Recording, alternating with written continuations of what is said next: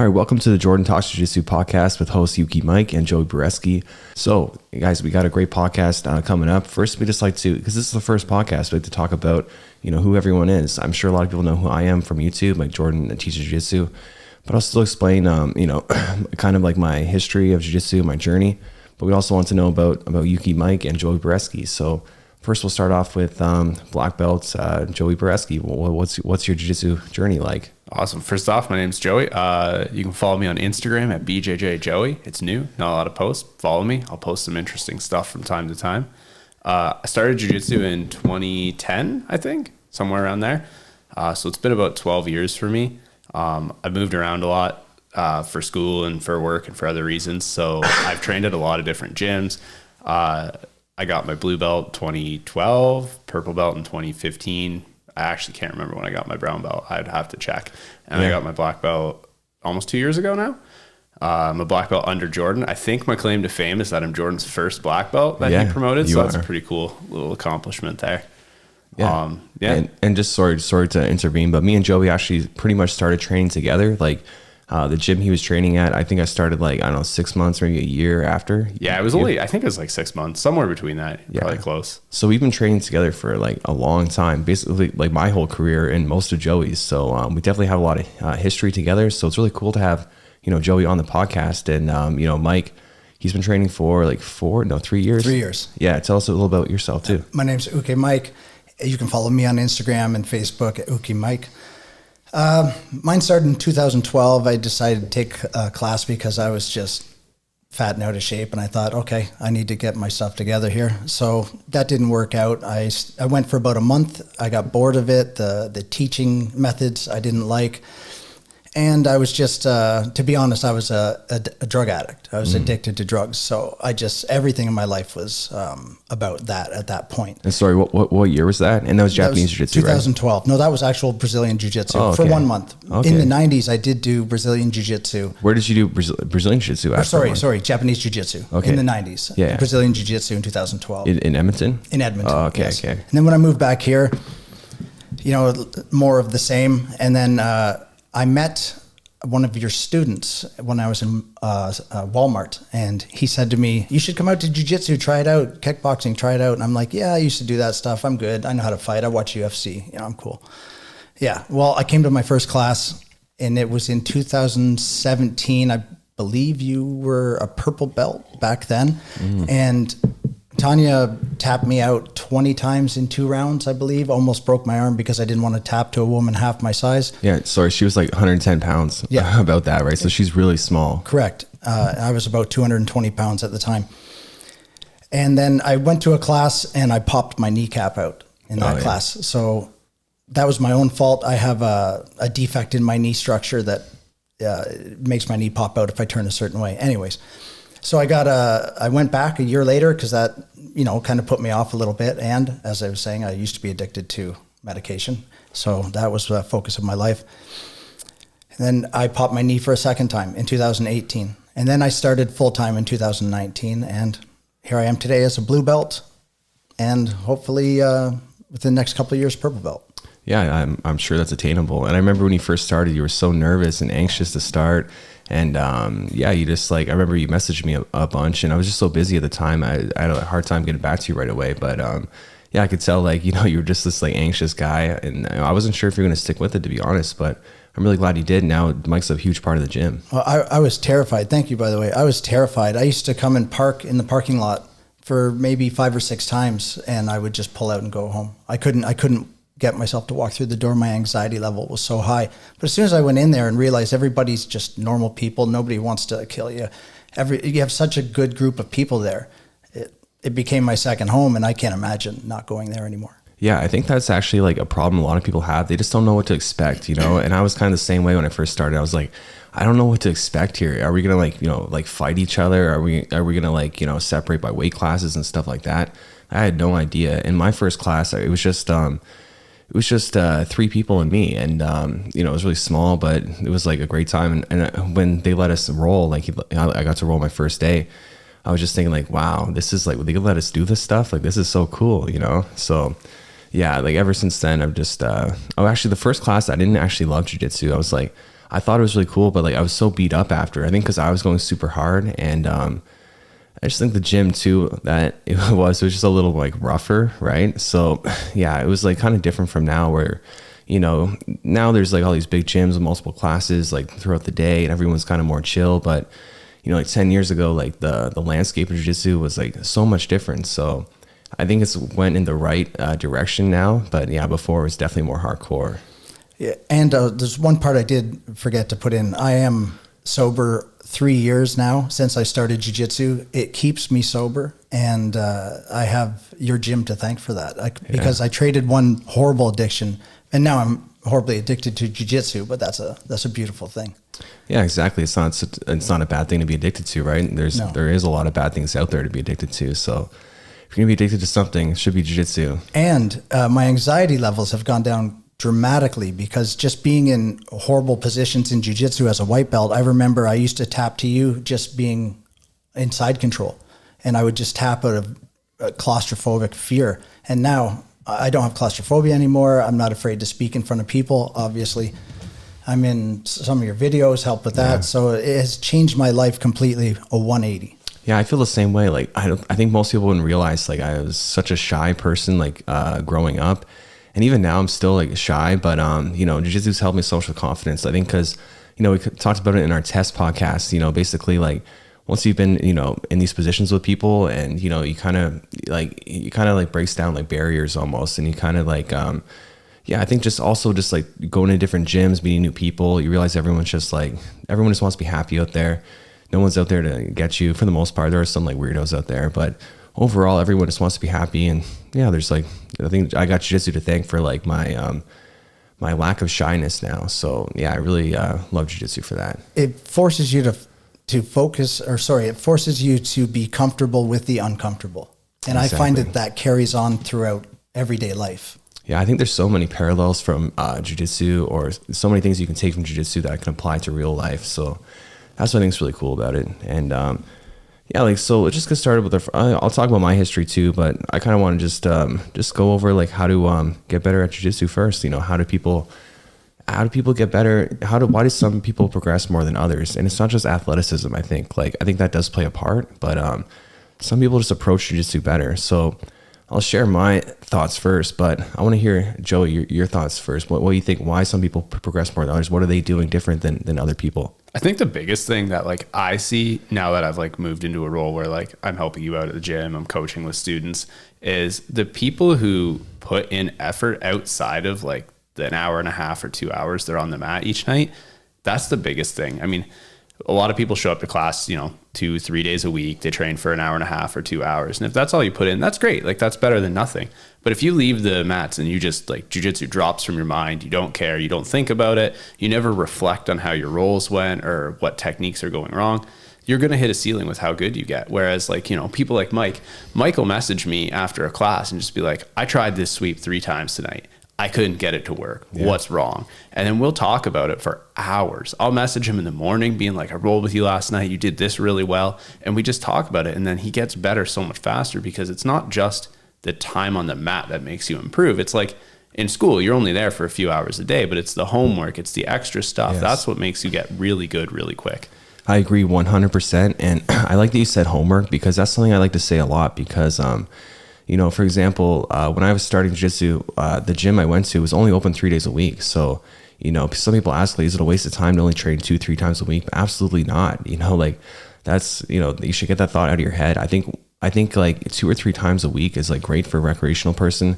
But even like if you want to, to compete, if you're like a high level competitor, obviously you got to train more. But the most important thing, if you can only train 2 or 3 times a week, is just to do your homework, right? Like even if you can train more, you still got to do your homework. So what is doing your homework? So basically, in my opinion, it's like thinking about jiu-jitsu, researching jiu-jitsu, and really like basically those 2 things, right? So I think as a white belt, I did so much right to progress quickly. And one of the things I did was just like, I would just research jiu-jitsu like crazy. I would be like on YouTube constantly and watching instructionals constantly, as well as, just thinking about it. So like, for example, like, if I wanted to learn a technique, I would watch like 10, 15 videos on it just to like figure out, you know, the different details people have to, you know, what resonates with them. And then I kind of like, it was so much easier for me to understand it that way.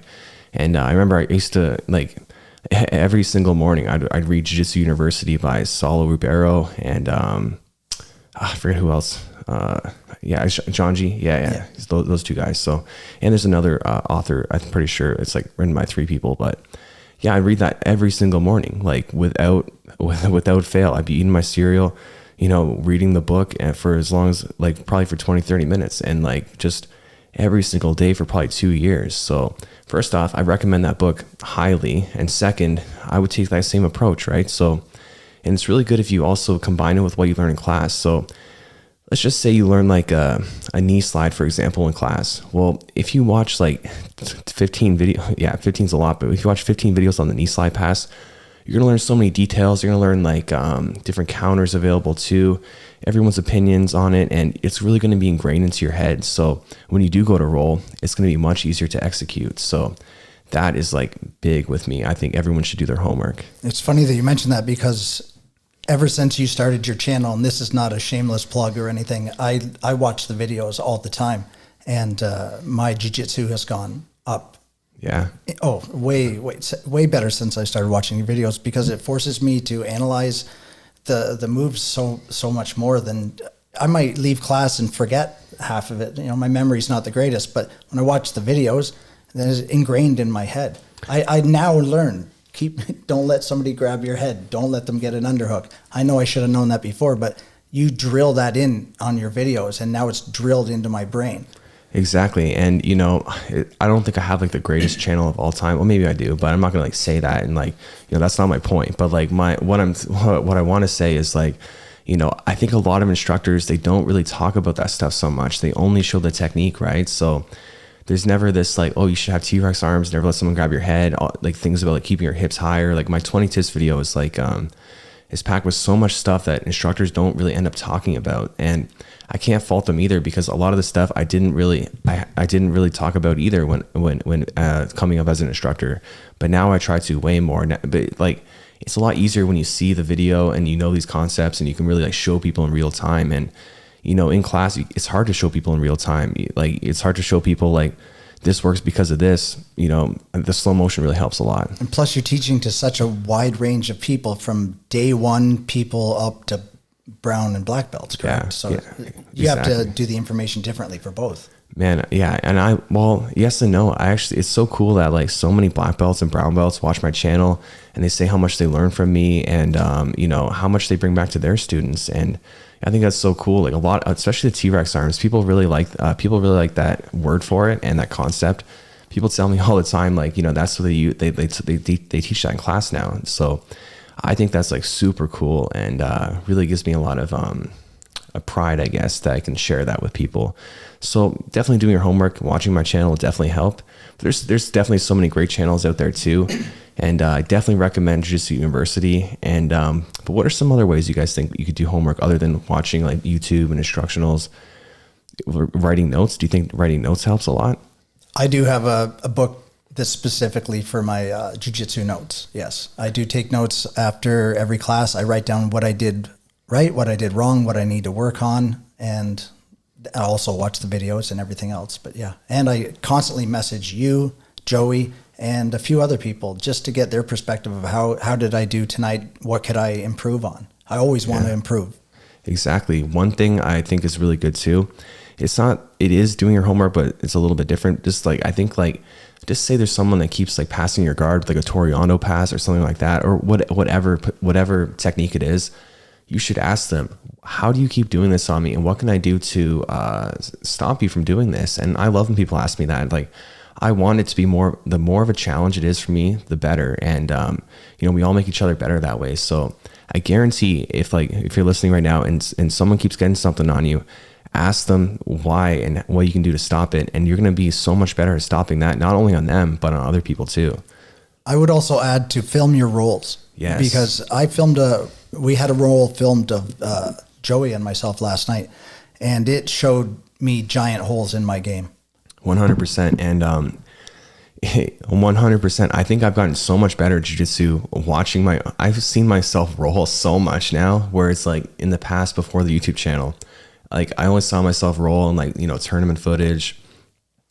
Yeah, basically only like tournament footage. So, and, but now that I've seen myself roll so much, I've improved so much. Also analyzing my own rolls, and in a small way, it's hard to phrase this without sounding, I don't know, but like jiu-jitsu becomes like a tiny bit more boring for me, just a tiny bit. I still love jiu-jitsu, but just, I know exactly what I do now. And I know like exactly what I'm good at, what techniques I'm good at. So because I'm analyzed myself so much. So it's a funny effect it's had on me, but like, I think anyone that, from white to black, it'll benefit you so much, again, because it's like, maybe, again, it's hard to phrase these things. It's not maybe like too good, I don't want to say that, but it's like, it's definitely elevated my game, my understanding of my own game. So there's less like variation now. I gotta like add more into my game, so to kind of keep progressing. I have a question for both of you, actually. At your levels, you're both high level black belts. How do you keep improving? What do you guys do to keep improving when you're at that? You're an expert. You're both experts. Yeah. So like in my mind, when I roll someone, I want to pass their guard right away. Like I don't want to have to struggle whatsoever at all. But that's not quite a reality. Like rolling with Joey, like it takes me a while to pass or sweep him. But in my mind, if it's not instant, I haven't like perfected it yet. I got to make sure that it's instant. I want to win every second of the round. I don't mean that like in an ego cocky way, but more like that's the standard I have for myself. And that's the level I want to reach, where it's like just Neo in the Matrix, just like knowing exactly what to do when. So that's like my goal. I'm going to try to progress towards. I think that helps me get better for sure. What do you think, Joey? For me, it's like I'm always just trying new stuff. I could roll with, especially when you get guys who are like white belts or newer purples or blues. I can probably roll and do the things I know I'm good at and probably win and probably have an easy time in most rounds. But that's not going to make me better. And honestly, it's not really going to make you, like when I roll with you, Mike, if I were to just try and do the things I'm the best at and get as many taps as possible, it's not really making either of us better. So I like to do is find new things that like, say Jordan's been knee slide passing me a ton, which he does love to do. When I roll with you guys, I'll try and force you to knee slide past me so I can constantly try different ways to stop it and different counters. And sometimes it doesn't work really well and I get my guard passed. Oh, well, now I get to work on escaping side control or buggy chokes, one of the two. But constantly trying to work on new things gives me new things to bring out when I roll with the people who are my level or better than me. So my game is always evolving and not just the same game every single time I roll. That's actually such a great point. And so what I was talking earlier about wanting to win every second of the round, I mean more like that's against like brown and black belts and people that really kind of challenge me, But like when it comes to lower belts, and I think especially the last like 6 months, I've just been letting them kind of beat me up a little bit. Like I've been letting them get all sorts of positions on me, like barely trying. And because I'm barely trying, they're getting like, good positions on me. And that's like forcing me to learn defense better, because for so long, I was just always on offense. I'd always want to be on offense. I never want to like, give up positions. So now that I've kind of like, got out of that mindset a bit, it's like, it's helped me so much and it helped my understanding of defense. So that's definitely one thing you can do, like, especially people that are worse than you, is just to let them work, let them do things and try to beat them with like minimal effort. And again, using that method, you're probably going to get beat up a bit, but not like, hurt way, but like you're going to like lose. But like the more you can beat up, more you can win against people who are lower skilled with the minimal effort, the better you're going to get. I do that as well with the white belts. I'll let them take my back and then I'll just try to find a way to fight out of it. So That's how I've worked on my defense lately. The only problem is you get some cocky guys or some people that don't, quite understand, and then they think they beat you, and that they're better than you. Like I've had that in the past. Man, this one time, this guy came to the gym and he was kind of like, a big, strong dude, lots of tattoos and, not that really super relevant, but like, I don't know how to describe him, but basically I was just, it was when I was first starting the gym and I was like, okay, I should let people like that are newer work so I don't like, discourage them. And I let the guy work, and then he was telling people after that he like beat me up and all this stuff. I'm like, oh my God, I'm never doing this again. I'm going to beat everyone up now. But now like I don't care. Like, back then it kind of bothered me, my ego. He was kind of telling people he beat me up. I'm like, I was letting you do things and I still beat you up. I still armbarred you a ton, but I was kind of like, you know, just like going light. So it's like a fine line to kind of, you know, to go through. So I don't have that problem at all. I'm the first person to tell people that Mike put me to sleep when I was playing around with him. Oh yeah. Yeah. What did he put you to sleep with? I think it was an arm triangle. Yeah. I think. Oh, yeah, it was. I don't really remember. I know I was, whatever it was like, oh, this is too late to get out of now. How many times have you went to sleep? Probably like 4 or 5. It's not that many. Yeah, I've been close. Once I went to sleep, but I didn't go like fully. Like I was like just on the edge. But other than that, I haven't gone like fully to sleep. But I've put, I think 4 people to sleep. And yeah, I put you to sleep. Yeah. Oh yeah. On that videos. Yeah. Check out my Instagram. You can see me putting Uke Mike to sleep. It's pretty funny actually. But yeah, I remember the first time I put someone to sleep, they were convulsing and like they were having like seriously like foam come out of their mouth, or maybe it was just like a lot of spit. But it scared me so much. I was like, oh my God, what did I do? But this guy, like he came to class. It was at a other gym I was at. He came to class like he was drinking. I don't know if he was completely drunk, but he smelled like wine. So yeah, I don't know. So he was drinking, and I had what's it called? What's it? I can't think of it. Like when you have the choke and it's like behind you, like a loop. God. It's kind of like a loop choke where it's like kind of like inverted almost. Like now you're putting me on the spot. I can't remember the name of that. It's hard to think of things when you're on the spot on the podcast, right? But yeah, it's hard to describe. But basically, he was behind me and I was choking him like with my arms, like my arms up. He was behind me. I couldn't see, and I was just thinking like, man, this guy's tough. Like I think I have this in so tight. Why is this guy not tapping? And it seriously took me like a couple seconds to realize. I wish I would have realized right away, but then I realized, oh my God, he's asleep. And then I let go and he starts like shaking and everything. Oh my God, I'm so scared. Like, is he dead? Because I didn't know how long he was out for, right? And because he was behind me. So yeah, that was like a really eye-opening thing for me. I'm like, I gotta really like pay attention, like, and everyone should, right? So but again, it's because he was behind me. It made it so much more difficult. I never put someone to sleep before that. So that was a really like, interesting time for me. You always remember the first time you put someone to sleep. Like I know the first time I put someone to sleep, it was someone a lot better than me. I think they were like 2 or 3 belts higher. And they were someone I actually really looked up to. And I think I had an arm triangle and I was squeezing. I'm like, I've been squeezing for a long time and this feels tight. And I let go and kind of stood up and he was like completely limp on the ground. I was like, oh shit. Like, this guy's asleep. And I went to like shake him to see if he was awake. And he kind of popped back up and just immediately body locked me and took me down. I was like, hey, like you were asleep. He's like, I didn't tap. We're still going. Oh my God. Well, all right. Yeah, that's a tough thing, especially in like MMA when like I've seen it happen where someone's like basically went to sleep, but not all. Actually, Ben Askren versus Robbie Lawler is a good example. Like Robbie Lawler looked like he was asleep, but then as soon as the ref stopped it, he was awake. So this guy was asleep. It was just, I guess, his instinct when he woke up to just grab on. And I was like, oh, I wasn't expecting that, but man, it's good that he has that instinct though, right? So like, you know, okay, what's happening? Let's grapple, you know? So first guy I put to sleep, I remember also, he was a couple belts above me. And I think it happened 3 times in one roll, actually. I didn't want to keep rolling him. I was like, this is probably not good. You know, to be put out, it's not going to harm you. But I mean, 3 in a row is a little excessive. But he did not want to stop that roll. He wanted to get me back right away. Even though I'm giving him like, okay, just take like 15 seconds. He's like, no, man, we're going now. Well, he had 3 naps in that one. So yeah, I know exactly who you're talking about. And it's funny you say 3 times because it just popped in my head. Like I just wanted I'd go over some kind of old school like jiu-jitsu mentality. And 100% I would never do this. But like old school, like it was like if you get caught in the same choke 3 times, on the 3rd time they put you to sleep. That is super messed up. Yeah, I remember after I got my blue belt, the first roll I had was with you, and you caught me in a guillotine twice, and then you said, you know, the 3rd one I'm gonna choke you unconscious. And I said, are you kidding me? And then you said, no, I'm gonna put you out. And then you got me, and I go, like, should I tap? And then you said, no, I'm just messing around. I wouldn't do that. I'm sure I told you like earlier than that I was joking. Maybe not though. I don't know. Sometimes I joke around and people don't know if I'm like joking or serious because I'm so like, you know, monotone and like not lack expression sometimes. So, well, I didn't think you would do it, but the thought was planted in my head. But you told me right when you were doing it, I'm not going to do that. I wouldn't do that to you. Yeah, I wouldn't. But see, every time it's like every time that I do choke someone two times with the same thing, I always joke about it for the 3rd time. I got to make it more clear that I'm joking though, maybe.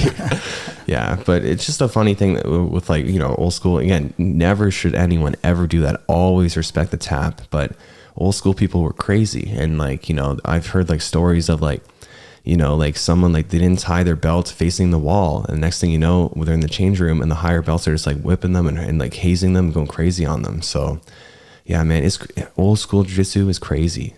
Yeah, I don't know if I would pay to train at a gym that was going to essentially abuse you.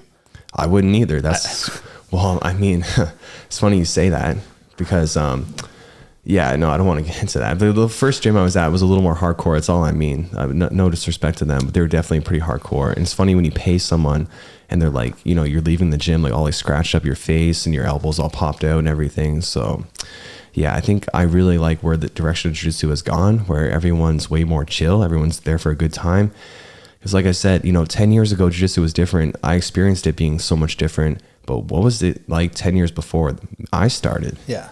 That would like, that's where all these crazy stories happen, you know, came from. And I'm sure I have like more stories I can think of, I can think of, but it was a crazy time. Do you think that as jiu-jitsu progresses, as time goes on, that it will get watered down at all? Like, and have any mcdojos? Because you can, every town has a couple karate mcdojos, right? Where they're, you know, not quite legit. Well, do you think that'll happen in jiu-jitsu? Yeah, people always have that concern, but I don't share that concern whatsoever, just because, you know, the proof is in the pudding. You roll, and if you get beat up, you know, obviously, you know, that you don't have a lot to offer. You know, you can't fake good jiu-jitsu. And I think that concern was more in the past, even, where it's like we don't have internet, and where we didn't have the internet as being such a platform it is now. And like people didn't have like, you know, cameras on their phones and everything. I think people can be so easily exposed for not being very good. That's true. And there's so many good people at jiu-jitsu there. Like there's so many good people now. Like there's so many like people that don't compete that are really good. Like, you know, myself, for example, I don't really compete anymore, but you know, I still think that I'm pretty good. And I think there's a lot of people out there that are great coaches and great practitioners that, you know, it's just hard for the person that's not as good, that's the mcdojo, to you know, to succeed. But, you know, the only thing I think that belts have been a little bit watered down, but at the same time, I think that they had such a high standard before, where it wasn't even the high standard. It was more like gatekeeping, right? So like, you know, you don't want like your students to open up a gym, you know, in the same city as you or whatever. So you just hold them back for as long as possible. I didn't know that was a thing. Oh yeah, man, there's some gyms that hold you back so long. And like, yeah, it's so funny because all like names pop into my head, but I'm like, I don't want to say them, right? But there's definitely some gyms like, you know, in the nation's capital, right? For example, that, you know, is that they hold people back quite a long time, way past when they should deserve it. You know, they're winning like, you know, white belt worlds. They're doing well at like the lower belts, but then, you know, that's because they've been training like so long. I remember I competed against one guy. He was, he won white belt worlds. He'd been training for 5 years and he just got his blue belt. It's like, you know, you probably deserved your blue belt a long time before that. Yeah. I still beat him. Yeah. If you've been training for 5 years and you win white belt worlds, it's kind of just a way of saying like, you're an average blue belt. Like, exactly. Congratulations. You sandbagged long enough to win a tournament. But I always find it funny, like those guys, like I know the gym you're talking about, and I've trained with a lot of those guys before, and they kind of just disappear at around like the purple belt level. Yeah. Like, from the competition scene. And no disrespect, please don't anyone like get mad at us or anything like that. Like, again, we didn't name the gym, so all good. But yeah, like I'm not a huge fan of that. And I remember coming up, like I got my blue belt pretty quickly. Like I got it after a year and 3 months. So decently quickly. And, you know, I was competing at blue belt right away. And so I'd be going against guys that had been blue belts longer than I'd even been training. So it's a really tough thing, you know, when some of these guys have been training like 7 years and they're still blue belt. I've been training like 2 years, but, you know, like I said, still beat a lot of them. You pick up things, I think, differently than I pick things up. I think you pick it up quite a bit faster. I have to go over it 5, 10, 15 times before it's ingrained into my memory. You can watch a video and boom, you have the move down. Yeah. One thing, like, you know, it's a blessing and a curse, and I don't mind talking about it. It's not a big deal, but I'm actually bipolar. So, you know, what happens is I get extreme focus on things when I'm like manic, but don't worry. I'm not crazy or anything like that. Like I manage my, mental illness very well, I think, like, cause I'm also a very reasonable person. But yeah, I think that's like helped me so much in like everything I've done, like the YouTube channel, man, I got super like just laser focused. I was just watching like, you know, everything I could on video production and, you know, how to make good storytelling, everything like that. And it was the same thing with jiu-jitsu. I was basically manic for like years, just so focused on getting better jiu-jitsu. I didn't want anyone to beat me ever. So yeah, I think that I have an advantage that way. And because yeah, I felt like I had to make up for lost time. You know, I had to like all these people have been training longer than me. I still wanted to beat them, you know, and all my belts I progressed through really quickly. Other than blue belt, I was kind of held back a little longer than I think I should have. Not that it was a big deal or I'm like mad or anything like that, but you know, I think I definitely deserve my purple belt quicker than that. But you know, I was only purple belt for like a year and a half. I was a brown belt for like, I think a year and 3 months, like barely any time at all. And I got my black belt. So yeah, it took me 7 years to get black belt, and which is very quick, right? But yeah, I got a lot of like negative criticism too because of that. So it's like, sorry, I was so you know, laser focused on improving, like my bad, you know what I mean? Like, so yeah, I think that's like people can be so jealous at times and, you know, negative. I think everyone should just be nice to each other, and yeah, it frustrates me when people are like that. Yeah, I've seen a lot of it having started before you, and like you joined the gym that I was at, and we've been training since your first day. Like I have probably had 6 to 8 months of training before you got there, and you were beating me in like a month or two. So like I've seen Jordan get better. And when people say like, oh, black belt in 7 years, like I've trained at a lot of gyms with a lot of people, and Jordan got good fast. Yeah, exactly. Thank you. And exactly, like it's so frustrating. It was not anymore, because now I feel like I've succeeded and people can see my skill level, my technical ability, my teaching ability. So like the proof is in the pudding, right? But you know, at the time I had so much like, you know, such a chip on my shoulder, because people would tell me stories like, you know, that this person's talking smack about me, this person said this, and then, you know, so much of it came back to me. So I know who said what, and it feels really good to prove them all wrong, you know, because those are the people that said negative things about me. They either never rolled with me or they hadn't rolled with me in like 5 years. So like I remember one guy messaged me right after I got my black belt, and he told me like, I don't deserve it. Like my gym is from like, my belt's from a belt factory and all this stuff. And just being like such a, you know, such a douche. Right. So yeah, who does that? Who messages someone like that? Right. Did we both train with this guy before? Yeah. Okay. Yes, we did. I know who you're talking about then. Yeah, and I made a post on Instagram too about it. I was just really like, you know, feeling really vengeful for some reason.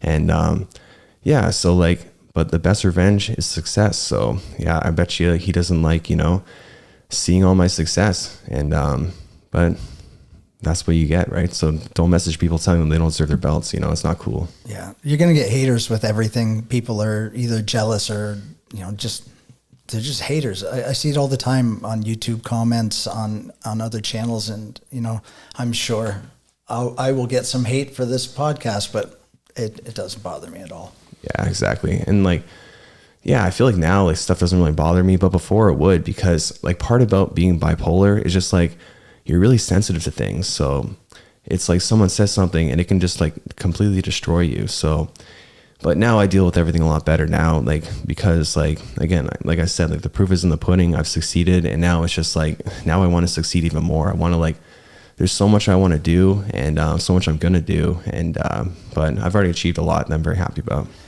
Here's a question for you.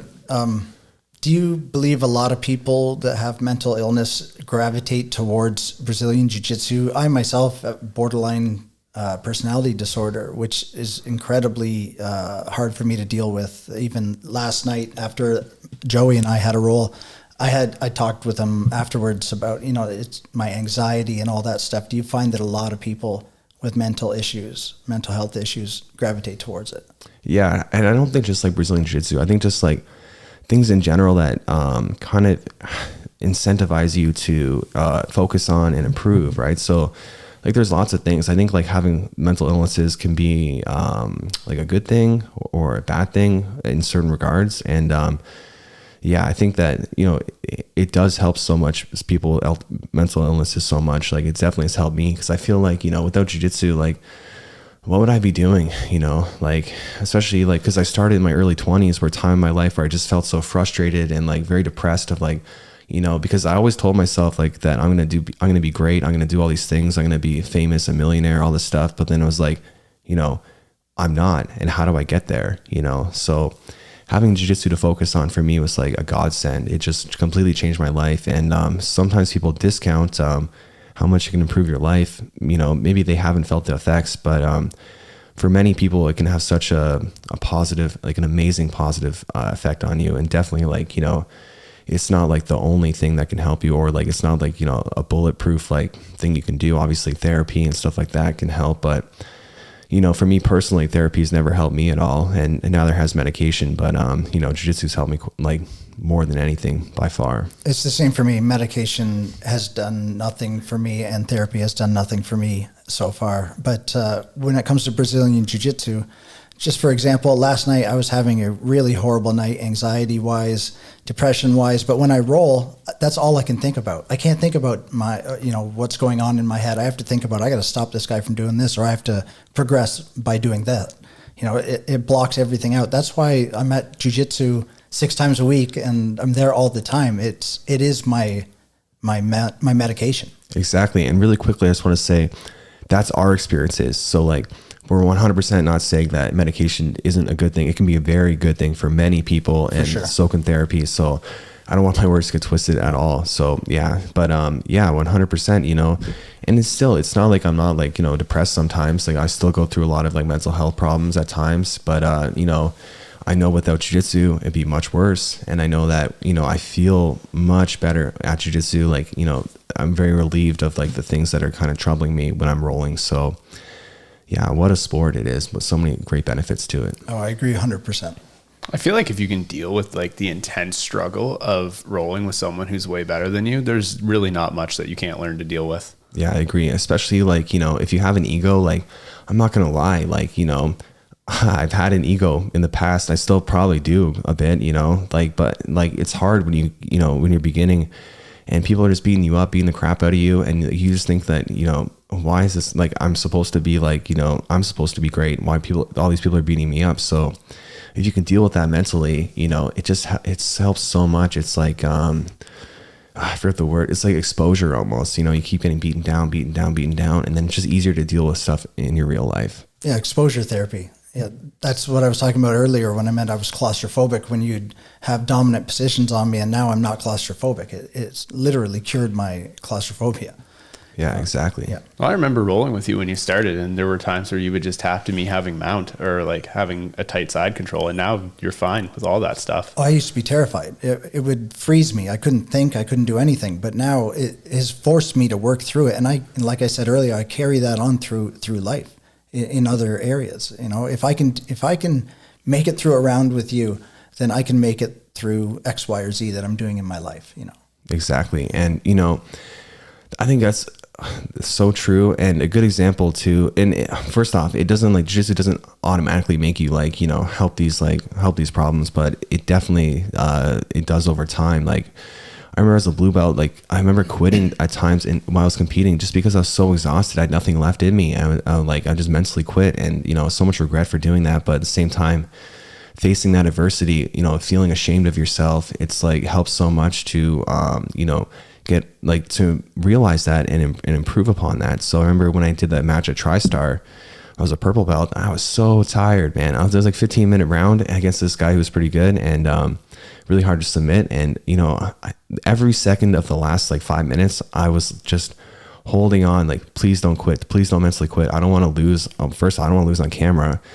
And I don't want to lose like the money, right? Because there's like $300 of crypto on the line. So yeah, that was like big for me. Like, you know, that was quite the accomplishment for me, just like pushing through that and then getting a knee bar at the end. It was like, wow, you know, like if I can do that, you know, I can really, you know, I can really do a lot in life and go through a lot of hardships. So yeah, it's great to see jiu-jitsu just really, is really, I don't know what the word is. It really helps out the mats too.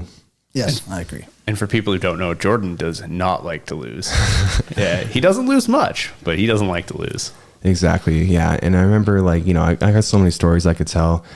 You know, like when I was my first tournament, I took it so bad. I took losing so bad. Like you know, I lost like a by bow and arrow choke, and basically I just walked, when the match was over, I just got off the mats and just walked directly to my car with Nikki. I'm like, I'm just getting out of here. I didn't say bye to people, everything like that. And that was such like an immature thing to do. But keep in mind, I was like 21. So not that it's an excuse, but I've matured greatly over the years. And I deal with, you know, losing, and not just in jiu-jitsu, but in life a lot better now. And now actually, like, I think losing and failing is such a part of the process now. So everything in life, I just think if I fail now at something, it's like, okay, this is part of the process. This is fine, you know, because I'm going to learn from this and get better. But it's only if you learn from your failures, you know, then you progress. If you just keep, you know, if you fail and you don't learn anything, then it's just, well, then you just failed. Well, my first tournament, you were there to witness it. It was horrible. I basically just laid on my back the entire time. And I said, I'm never doing this again. And you said, no, you know, take your licks, come back and beat these guys, or it'll bother you the rest of your life. And I did that exact thing. I think it was 6 months later, I went to the next tournament and won double gold. Exactly. So I had to push through to get to, I set little goals. I don't set gigantic goals. When I started jiu-jitsu, I didn't say I want to be a black belt. I want to be a blue belt. And now my goal is to be a purple belt. I don't set goals that seem unattainable to me. I make little incremental steps, and that's the way I get through it. I don't know if that's how. No, that's the opposite for me. Yeah. For me, I'm like, you know, my goal is to be a billionaire. So like, that is my goal actually. So I want to be like Elon Musk, you know. That's like, I see these people and I'm like, why can't I do that? You know, and that's my same mentality when it came to jiu-jitsu. I was like, well, all these other guys are doing so well, you know, what differentiates them from me? Like literally nothing, right? We all have the same like techniques available to us. We can all make things happen, you know. Some people might have a harder path than others, but I mean, what's important to remember, and I love thinking about this and telling this to people, is that there's always a path to reach what you want. There's always a path. So like, to say like, you know, you're a white belt and like, you know, you keep getting beat up by the black belt or whatever. Well, there is a path to beat him, you know. You just haven't learned that path yet, you know, or him or her. You haven't you know, figured out that path. And the better you get at jiu-jitsu, the easier it is to find that path. But that's with everything in life. There's always a path to what you want. Yeah, just myself, I have to set short, attainable goals. The first one was get through the door. You know, quit medication, get through the door, blue belt. Now the next one's purple belt. I have to. That's the way myself only have. I have to do that way. My goals every night is the same. It's just like, bring one thing out of every night in the gym that I figure out or change or get better at, like tangibly get better at. And that's like, if I get one thing every night, if I train 300 nights a year, that's 300 things I got better at. So that's how I view it. Yeah. It's so cool that everyone has such a different approach, you know, and there's no right or wrong approach. I think it really matters what your personality type is. Right. So yeah, I think it's really cool. Like, you know, jiu-jitsu is kind of harder for me to, you know, set those goals so much because I am the head instructor at the gym. And, you know, overall, I'm probably, like I am like the best guy there. But like, when it comes to like striking, sometimes I like these striking examples. Like if I get hit once in the face, I'm like mad at myself, but not like a toxic way. It's more like, okay, I can't let that happen again. You know, I want to be able to dodge every single punch and like land at will. So yeah, I think it's just so funny how we approach things differently, but not in a bad way. I think as long as you have an approach, like that's good. Yeah. As long as you're not a person who's coming into the gym with no goals whatsoever or no like plan on how you're going to get better, at least if you have something for you, like figure out what works for you is usually the best advice. Exactly. And well, yeah, it's really cool that you say that, because that leads us into my next question I wanted to go over is, what do people do wrong to never get better? Because I'll start with like, and again, I'll never name names or try to like draw attention to the people, but there's one person that I felt like they never got better at jiu-jitsu, and they trained for like 2 years. And, you know, not they never got better, but they could have reached a level so much quicker if they would have just followed a different path to get there. So, you know, I would say most people, you just show up and you will get better, but it's how much better you're going to get. So yeah, what do you guys think? What holds people back from getting better? I think at white belt, for me, like the biggest advice I give people about like how to actually improve is do what you like doing. Like if you start rolling and you're like, I love being on top and I love passing. If that's what you try to do and what you want to put your energy into it, because you like it, you're going to get better at it. You're going to want to do it. You're going to be in the gym. And yeah, you do eventually have to do the stuff you don't want to do. Like if you're a passer, you do eventually have to learn how to play a guard. But don't spend 90% of your time playing guard if you don't like it, because you won't want to improve. You won't want to play it. You won't want to get better. See, I have the exact opposite opinion, which is fine. But like, just for your guard example is all. So like, I think that first off, I think the best way to get better at rolling specifically is to start on the bottom, start on your butt in your guard, because then if you sweep the person, then you get to work on your passing now too. Whereas if you just start on top, you could only work your passing. And just for me, rule of thumb, I think that anytime there's a size discrepancy, the person that's bigger should start on the bottom in their guard. So it's really like, kind of like annoying to me when so I'll see Nikki rolling, and she's like decently small, 135 pounds or whatever. And like, she'll roll like big guys and they're starting on top. It's like, guys, like, what are you doing? Like, let Nikki start on top. And because they probably know that Nikki will pass their guard. Like, she's pretty good. Yeah. Right. So that's a little frustrating to me. I don't know what you guys think about like that kind of stuff. Who should start on top? Who should start on the bottom? And first off, before we get into that, don't knee wrestle. Knee wrestling is like really not a smart thing to do, because when do you use knee wrestling in jiu-jitsu? One person start on the bottom, one should start on top, or you start with takedowns. But that's a different subject, but takedowns. But what do you guys think about that? 100% agree. Knee wrestling, waste of time. Yeah. Usually I say like the bigger guy should probably start on the bottom, just so that he actually gets like practice working the sweeps, and the smaller person gets practice being on top. Because if they start on the bottom, if it's a significant size difference, there's a decent chance they never actually get on top. Yeah. Unless they're a lot better. Yeah. Sorry. Look how many big guys out there that only want to start on top. Like, they're like over 220 pounds and they just want to start on top every single time. And it's like, well, now you don't have a good guard, and maybe you don't train takedowns, and then you go to the tournament. How are you going to get on top? How are you going to get to the ground? So like, guard pulling, everyone has their own opinion on that. But I mean, if you have a good guard and you're a big guy and you pull guard, you have such an advantage over someone that doesn't know takedowns and just only has a top game. Like, if you're a big guy, you should especially have a good guard. I remember asking you when I started, what should I do? How should I start this? And you said, I want you to start on your butt until you're good, and I'll tell you when to stop. And I never told you. You still haven't told me to stop yet. But after 3 years, I think that I am just starting to learn to go forward now. I played guard a lot, and then I learned to sweep, and then I could control the position. That's why I like starting that way too. Exactly. And for me, like, coming up and still now always, if I'm a better passer than against the person than my guard is against them, I'll still start on the bottom, because I want it to be the hardest possible route and still beat them. That's my mentality. So I want to beat you where it's hardest. So yeah, which has like been hard for me, like over the years, like when I was like coming up, like, because there was people that I would have so much more success standing up with, well, like passing. But again, I want to start on the bottom just so I can improve. And this is the victory feels better. That not victory because we're training, but like it's hard. But I guess that's the only word I could think of. That it just feels better. It feels like, okay, I was able to do this in the worst possible or the hardest possible way. It's not really a victory because you're in the gym, but I know what you mean. Like, it's success against someone, especially if there's someone that you've struggled with, or you've had problems with. Like, getting those little successes, like, it doesn't have to be a tap or be like, I tapped this person in the gym, I'm better. But it's like, hey man, like, this guy's passed my guard every round for the last 10 rounds, and this time I finally swept him. Like, that's just a sign you're improving. Well, that's what it was like. So I don't mind naming this name because I have a lot of respect for him. Well, not that I know for others, but like Miles, man, he would like Miles. So when I was coming up, there's this guy named Miles. I was a blue belt. He was a purple belt, and he would just beat me up so bad. And like, because Miles is really good. And, I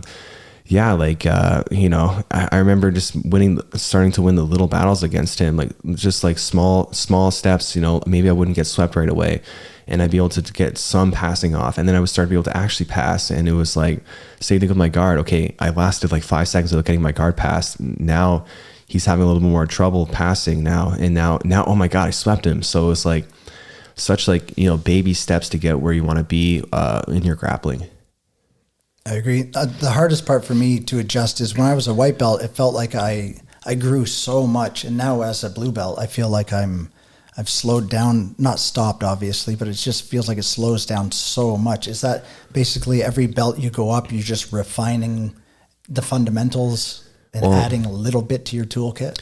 No, well, I think one thing that's happening is that like, well, first off, it's just easier to progress faster when you first start, just because the gap in skill, you don't know anything, right? So, but I also think it's just because, you know, when you roll with the same people at the gym, even though we have a big gym and lots of people to roll with, it's still, they're getting better too, right? Where it's easier to assess sometimes rolling with other people, and it's like from other gyms, which I highly recommend, you know, going to other gyms and, you know, rolling with other people. And I 100% recommend my students go to other gyms. And not go off topic, but I remember one of the reasons I left my first gym was they said that you can't roll at other gyms, you know, even though like, you know, the gyms were like half hour to 45 minutes away.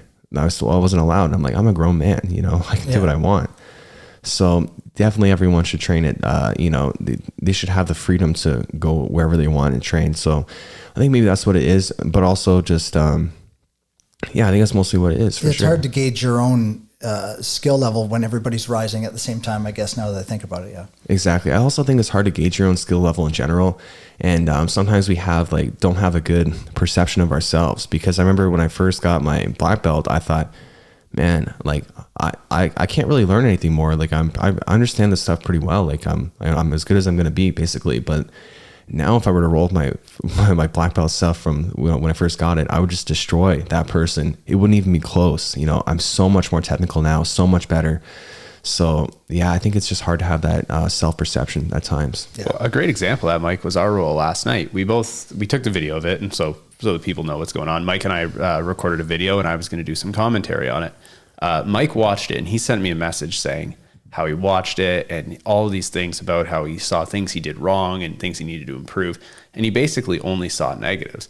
And I watched the video, and I think like half of the commentary is just me talking about how good of a job Mike's doing from all these positions. Like, yeah, I got his back, which, you know, if Mike's probably sitting there thinking like, oh, I let him get my back. But like, I'm a black belt, I should be able to get your back. But he did everything right every time I got on his back, you know, constantly protecting his neck, constantly getting out to his side, taking my hooks off. I never really got to settle in. And eventually I actually had to transition away from his back to other things to eventually submit him. So like, it was all good stuff from my perspective, but from his, all he saw was the negative. Exactly. And I think just in general, it's really hard when you're rolling to like really assess how the roll is going. So sometimes I'll do these YouTube rolls and I'm thinking like, man, this is boring. You know, like I'm just not getting anywhere like this. And then I watch it back. I'm like, okay, I was only in that position for like 2 seconds, you know, but for me, I'm like, I feel like I'm struggling at the time, you know, cause I can't pass his guard. But again, it was like, you know, maybe not 2 seconds, maybe it was like 10 seconds or whatever. So yeah, it's hard to have that perception when you also have expectation of yourself to do well. So yeah, I think that's what it is for sure. I think because, yeah, Mike, like you are very technical and you're probably doing a lot of the right things. It's just, you know, just because you're not having success with all of it, you know, you're having success with a lot of it still doing the right stuff. And yeah. Well, I went into it knowing that I was not going to come out on top. Joey's a very skilled black belt, right? I just couldn't believe the amount of mistakes. When I watched it, the amount of mistakes I picked up on. But when I heard Joey's commentary, it was very complimentary, and it made me look at it at a completely different light.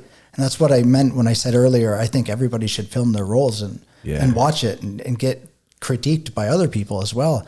I mean, I know now what I need to do. I know one specific thing I need to do to stop doing. Yeah. I think one thing that's really important, especially for like any lower belt who rolls with a higher belt, like I think this is pretty universal across the board, is it's not necessarily always that you're making mistakes. Like Jordan is really good at this, where we're giving you a choice between two things and both things are a mistake, but you have to pick one or just not move at all or do anything. So anytime you pick, you know, if I put you on your back and I'm doing something with an arm, you have to pick one of your arms to try and fight me with. And whichever one you choose, I have a solution already lined up in advance before you even made your choice. Yeah. That's a great point. And also when I expand upon it, it's like, you know, I don't think it's just when people get good at jiu-jitsu, it's not just getting technical. It's also just like knowing how to like set traps and knowing what to do when, and like knowing what the person has available to them. I think that's one thing I am really good at. I know exactly what's available to the person at all times, you know. So that really helps me set these traps, right? So yeah, again, it's not just like, oh, I know techniques well, right? There's like so much that goes into being a skill practitioner. And I'm sure that will come with time to me as well, you know, hopefully. And it definitely comes in time. Like when I roll with you, like we know most of the same things, but you catch me all the time because you'll make me think something is the right thing for me to do. And as soon as I do it, I know that's what you were waiting for me to do. And it's almost like you give me an opportunity to do something because you know I'll take it. That's exactly what I do. So just in general, my style is I don't like to hold people tight. Instead, I want them to move because I know how they're going to move. I know like where I'm giving them space to move. And when they move, I capitalize on it and put them in a worse position. So, and it's not something I like think of in my head as I'm doing it. It's just like, you just like kind of get this muscle memory and understanding. And ideally you don't even want to think at all when you're rolling, which I try. My problem now is I start thinking about other stuff when I'm rolling. Like I'll start thinking about the YouTube channel and stuff like that. I'll get kind of like distracted, but I'll still be able to perform because it's, it's all muscle memory. Yeah. Do you think like, especially at the level you're at now, like when you get really good at jiu-jitsu, it's almost like when you roll, you're like a few seconds ahead of what's actually happening. You're like, I find, at least for me, I'm rarely thinking about what I'm doing in that moment. I'm thinking about the, like, if I move this way, he's moving this way. And I'm sometimes so far ahead of where I'm actually at that it gets hard to like try and bring the roll back to where I am.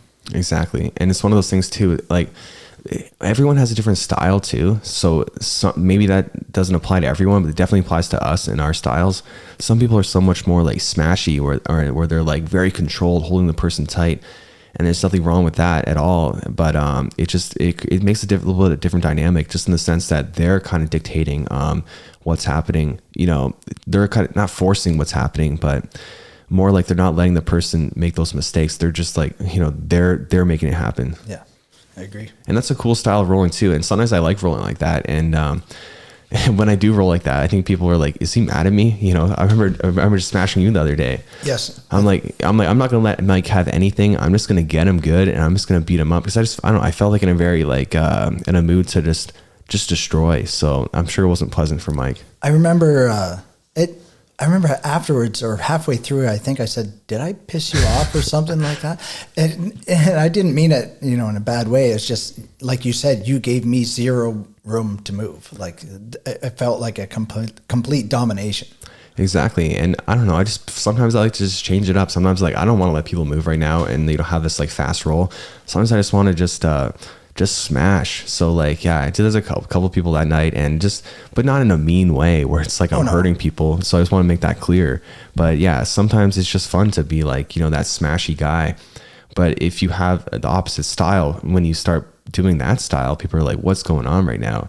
And Nikki hates when I do that to her. She hates it because she just can't move anywhere. But like, I only do that if I'm just like, I don't know, just in a mood to be like, to bug her and stuff like that. With smaller people. And yeah, this brings us into that. So with smaller people, you should let them move around and make mistakes. I think that if you're way bigger than someone else, having that smashy style against them is kind of just like, what are you doing, right? They're not letting them move whatsoever.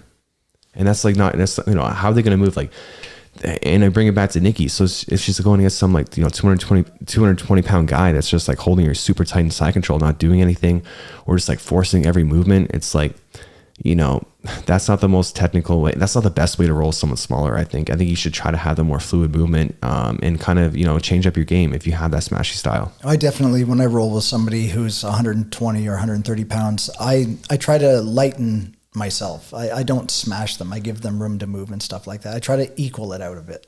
Exactly. Yeah. And I want to do a roll with Tanya for YouTube, who again is like 110 pounds, because I want to show people how you can still I can still beat her up, and I'm doing like quotation marks because like I'm not hurting her at all, but I'm just like technically beating her, and it's still a challenge because she's really good. But even though that's a huge size discrepancy, you can still roll with someone, have a very fun technical battle, and the size not be an issue because I'm not squeezing, holding on everything tight. I'm being super loose and just relying on technique. So I think people got to do that more against smaller people. I hate seeing smaller people get crushed by bigger people when they're using that smashy style. Yeah, I agree. I 100% agree. And I think Nikki's a great example because her game is so dynamic and she can move so fast, especially if you want to get better. You should be letting her do that so that you can learn to deal with it. Especially if you're like you said, like a 200-pound guy.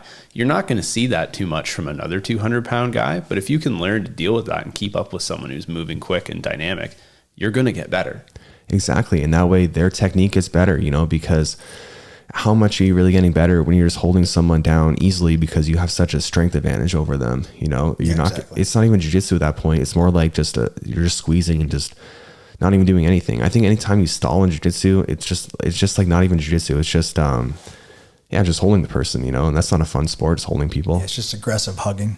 No, I agree. Like, my wife has recently started jiu-jitsu as well. And I think she weighs like 118 pounds right now. And we were at the gym the other day and she rolled with a blue belt that we have, who's like a bigger guy, like not super huge, but he kind of played on top and then didn't really do much.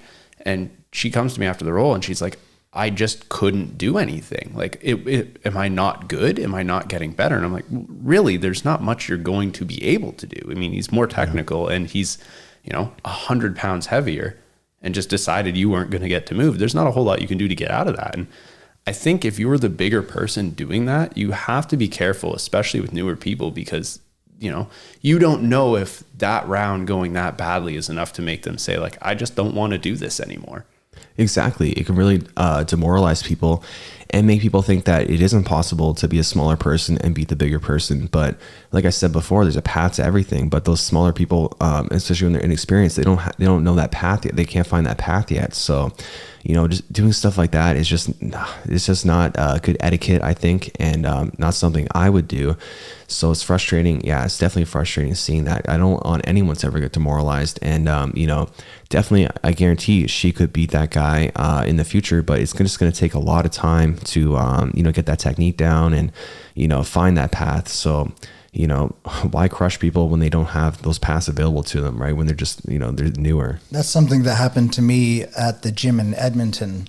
I was held down. I tapped. The guy would not let me up. I said, no, I'm done. He goes, no, we got 30 seconds left. I said, no, I'm done. Tap. I was freaking out. I was having a panic attack, and he still wouldn't let me up. And he said, and we waited the 30 seconds out.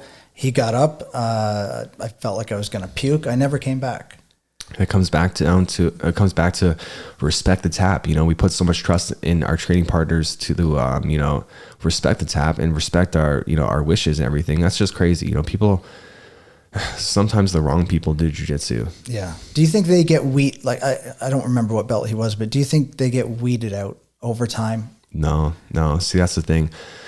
I think sometimes people have the false, the misconception that jiu-jitsu weeds out the people with egos and the people that are not very nice. But the truth is, there's a lot of not nice people out there, and obviously the minority, probably maybe like 10% are buttholes, but there's a lot of people that aren't very nice, unfortunately. Not even just in rolling etiquette and stuff like that, but example, like we talked about earlier, that guy messaged me saying I don't deserve my black belt. What kind of person are you to do that? Yeah. So it's just unfortunate, and I just wish that everyone was nicer in the world, but yeah, this is what it is. I guess we just have it so well at Limitless that there's no assholes there. Everybody's nice. I think, yeah, exactly. I think, and then it comes down to the instructor always sets the atmosphere. So I'm a pretty chill dude. So I think that naturally the gym has really chill vibes. It's just like we're just having a good time. It's not like, it's not like Fight Club, and it's not like super. It's not like McDojo either. Not even McDojo, but like super traditional. Like I'm not a big fan of all these traditional things. I can't even think of any, but there are some weird traditional things for sure. I think everybody at the gym calls you Jordan. I've never heard anybody call you Professor. There's a couple people, there's like 2 people that call me Professor, and it doesn't bother me at all. But, at the same time, I would never ask someone to do that, and for those that don't know, the reason why in Brazilian Jiu-Jitsu, it's often called, people often say professor, just because in Portuguese, that's the word for teacher. So if people kind of came up, calling their instructor professor, it's no big deal if they call me professor. But at the same time, I would absolutely never force people to call me professor or even ask them to. Jordan is so much, I'm Jordan. That's who I am, I'm not professor. I find it very uncomfortable. Yeah, you don't like when people call it to you? No, I find it very uncomfortable because I'm not a professor. I'm a dude who knows a little bit of jiu-jitsu. But at the same time, you are a teacher, and that's the word in Portuguese. True, but I'm not Portuguese. Yeah. No, I agree 100%. If you want to call me coach or something like that, I'm okay with that. But really, we're all people who pay to be here. We're all friends. Just call me by my name. See, I'm just impartial. I feel weird being like, no, don't call me that. You know what I mean? But like, so I just don't care. Like, call me Jordan, call me whatever you want, as long as it's not like rude, right? Yeah. But I remember this one guy, he would introduce himself as sensei to people, and because he was a sensei, but even people outside of martial arts. So it's like, I remember he said to someone, you know, my name's blank, but you can call me sensei. And they're like, oh no, I'm going to call you blank, you know? They're not your sensei. This was not at a gym. This was just a regular social event. And he said, you can call me sensei. Yeah. Well, it was in Jiu-jitsu setting, I guess. So okay. Yeah, again, I don't want to be super specific. Oh, so fair enough. That's really uncomfortable though. Like if I met anyone during any part of life and they asked me to call them sensei and it's not in a martial art, I'm not going to call you that. That's really weird. I refuse to. I'm not calling you sensei either. You know, I'll call you by your name, you know, because there's just no place. There's no place in jiu-jitsu and life for like weird things like that. When I did Japanese jiu-jitsu, we used to have to call him shihan, which means master. That's even worse. And that was terrible. I hated doing that. Yeah. I mean, master, I mean, that's just like, that's weird. Yeah. It was awkward. But I mean, in Brazilian jiu-jitsu, I think when you get like your red belt or your red and white, you're considered a master. I don't think I'm going to live long enough for that though. So that's what I tell people too. Like oftentimes the kids ask me, they're like, you know, is there a belt after black? And I'm like, yeah, there is, but I don't really want it, you know, cause I don't know, like, I don't want to be that old. So yeah, I don't want to get there. Like I'll probably just not be training at that point. I'll probably just be like, you know, I just want to be on the beach, just, you know, having a good time, not like, you know, on the mats. We'll see. Maybe I'll change my mind. We'll see. But yeah, that was a great episode, a great first podcast. And we went over an hour. So I think we did really well too. Excellent. Awesome. So if you viewers, if you think we did a great job too, and you like the podcast, make sure to let us know, because, you know, that really, that makes us feel good and really motivate us. So, and with that said, I don't think there's any closing statements we need to make or anything. So follow us on Instagram. Yes. Yeah. Follow us on Instagram, subscribe to the channel, all that stuff. And yeah, we'll see you guys next time. This podcast is brought to you by Element Health. Element Health produces the most potent full spectrum CBD oils in the world that are third-party tested. Their products are known to be highly effective for optimized sleep and recovery and inflammation and stress relief. Receive 15% off your order by clicking the link in the description or using discount code Jordan15 at elementhealthsupply.com.